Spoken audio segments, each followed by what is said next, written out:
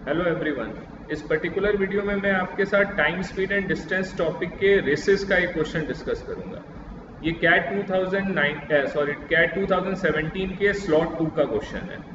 इसमें क्या आपको गिवन है, in a 10 kilometre race A B C each running at a uniform speed. मतलब किसी की स्पीड चेंज नहीं होती है। ए स्टार्टिंग से लेकर एंड तक सेम स्पीड से रन करता है, बी स्टार्टिंग से लेकर एंड तक सेम स्पीड से रन करता है, सी स्टार्टिंग से लेकर एंड तक सेम स्पीड से रन करता है। नॉर्मली ऐसा होता नहीं है, लेकिन इस पर्टिकुलर केस में हमें ये एज्यूम करना है। नॉर्मली तो क्या होता है, इस पर्टिकुलर रेस में जो स्पीड चेंज होती रहती है, स्टार्टिंग में स्पीड कम होती है, से फिनिशिंग लाइन के पास स्पीड इंक्रीज हो जाती है किसी भी पर्सन की जो रेस में पार्टिसिपेट कर रहा है। लेकिन हमें इसमें क्या एज्यूम करना है, उनकी थ्रू आउट स्पीड किसी भी एक पर्टिकुलर पर्सन की सेम थी।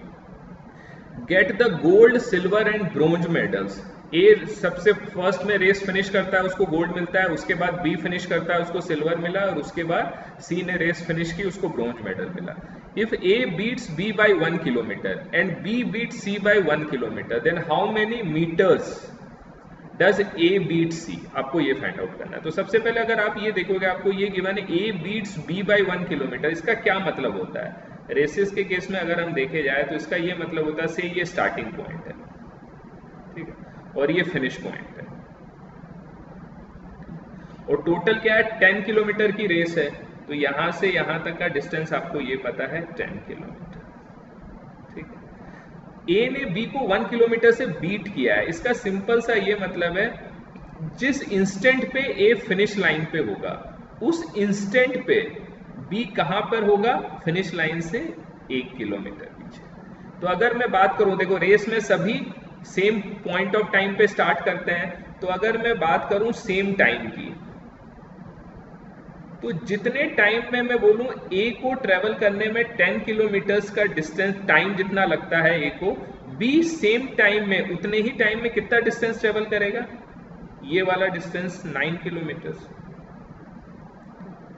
आप यहां से बोल सकते हो कि ए को 10 किलोमीटर ट्रेवल करने में जितना टाइम लगता है, बी को उतने ही टाइम में बी 9 किलोमीटर का डिस्टेंस ट्रेवल करता है, ठीक। अब मैं सेकेंड स्टेटमेंट देखता हूं। इसमें क्या गिवन है, ये B beat C by 1 kilometre. इसका क्या मतलब हुआ? इसका ये मतलब हुआ, इसका देखो ये मतलब आप मत करना, जब बी यहां पर है तो सी उससे 1 किलोमीटर पीछे होगा।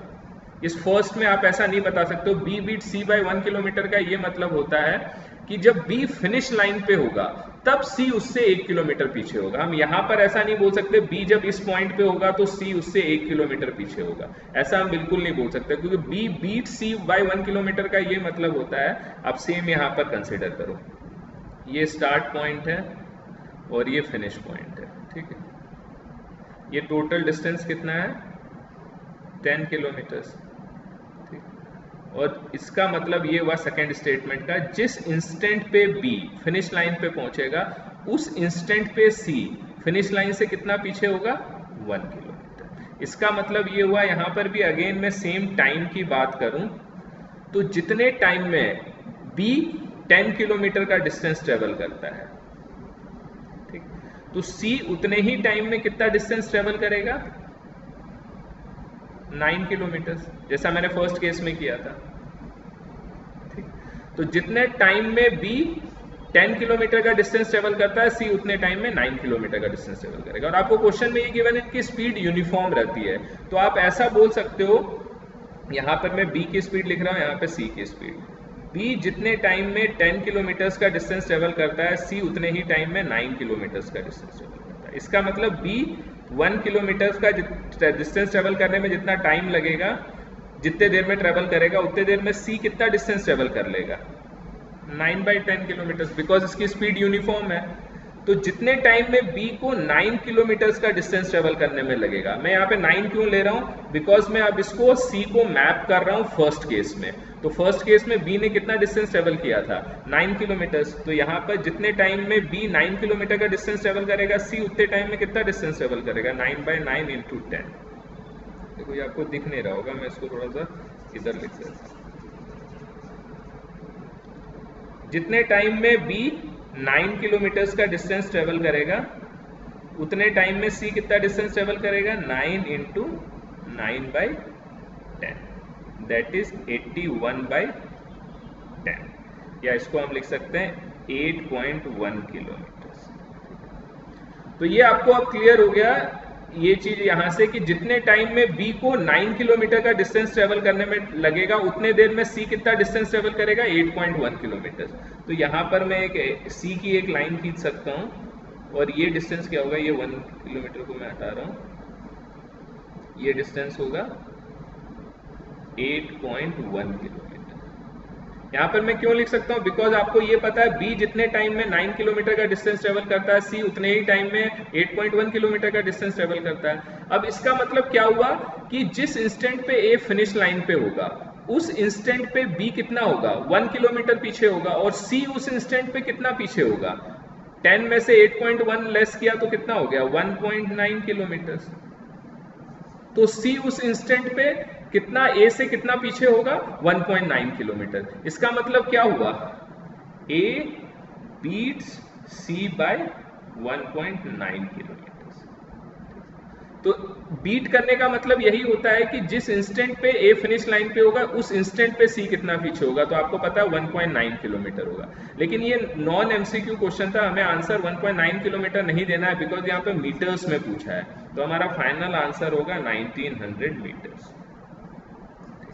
तो ये एक रेसेस का बहुत ही बेसिक क्वेश्चन है, ये 100% डुएबल क्वेश्चन है, आपको अटेम्प्ट करना चाहिए।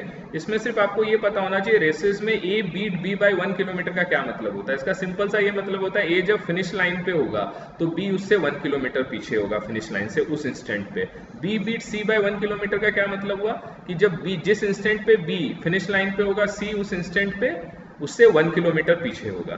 तो आपको ये गिवन इनकी स्पीड यूनिफॉर्म रहती है, तो उससे आप ये मेथड अप्लाई कर सकते हो कि आप यूनिटरी मेथड के 10 किलोमीटर्स का डिस्टेंस जितने देर में बी ट्रेवल करता है उतने देर में सी 9 किलोमीटर का डिस्टेंस ट्रेवल करता है। तो बी जितने देर में 1 किलोमीटर का डिस्टेंस ट्रेवल करेगा, सी 9/10 का डिस्टेंस ट्रेवल करेगा।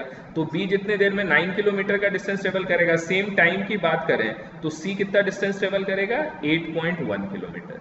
तो यहाँ पर मैंने उसको मैप कर दिया, बी जितने देर में 9 किलोमीटर का डिस्टेंस ट्रेवल करेगा, सी 8.1 किलोमीटर का डिस्टेंस ट्रेवल करेगा। मतलब ए ने सी को अब मैं सेम टाइम पर हो गया, जिस टाइम पर ए फिनिश लाइन पे है बी 1 किलोमीटर पीछे है, सी 1.9 किलोमीटर पीछे है। इसका मतलब ए ने सी को कितने से बीट किया होगा, 1.9 किलोमीटर से। आपको क्वेश्चन में मीटर्स में आंसर देना है तो 1900 मीटर्स हमारा आंसर हो जाएगा। तो इस कॉन्सेप्ट को यूज करके आप इस पर्टिकुलर क्वेश्चन को सॉल्व कर सकते हैं। Thank you so much for watching.